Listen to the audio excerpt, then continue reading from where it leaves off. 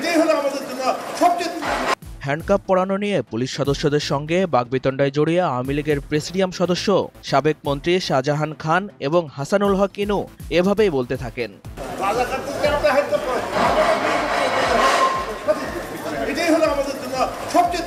গণহত্যার মামলায় রোববার প্রিজন ভ্যান থেকে নামানোর পর আন্তর্জাতিক অপরাধ ট্রাইব্যুনালের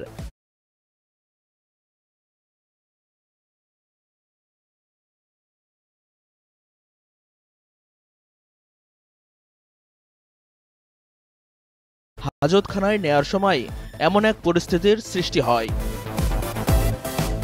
বিচার কাজ শুরুর আগে ট্রাইব্যুনালে হাজির হওয়ার সময় শাহজাহান খান তার হাতে হ্যান্ডকাপ দেখিয়ে বিচারকদের দৃষ্টি আকর্ষণ করেন। তিনি বলেন, আমি একজন বীর মুক্তিযোদ্ধা, আমাকে হ্যান্ডকাপ পরানো হয়েছে, এটা আমার জন্য অমর্যাদাকর। তার আইনজীবীও এই বিষয়টি আদালতের কাছে তুলে ধরেন। এ সময় ট্রাইব্যুনালের বিচারক কি হয়েছে তা জানতে পুলিশ সদস্যদের ডেকে পাঠান। পুলিশ সদস্য নুরুন নবী ট্রাইব্যুনালকে জানান, পুলিশ সদর দপ্তরের নির্দেশনা অনুযায়ী আসামিদের এভাবে হাজির করা হয়। তখন আরেক পুলিশ সদস্য শহীদুল বলেন, প্রিজন ভ্যান থেকে নামার সময় তাদের রাজাকারের বাচ্চা বলা হয় এবং বলা হয় তাদের দেখে নেব।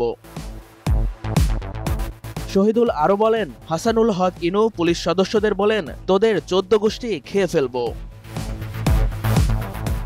তবে কাঠগড়ায় থাকা হাসানুল হক ইনু, রাশেদ খান মেনন, শাহজাহান খান, কামরুল ইসলাম বলেন, না না, তারা এসব কিছুই বলেনি, সব মিথ্যে কথা। এর জবাবে ট্রাইব্যুনাল বলেছেন, যদি কোনো আসামি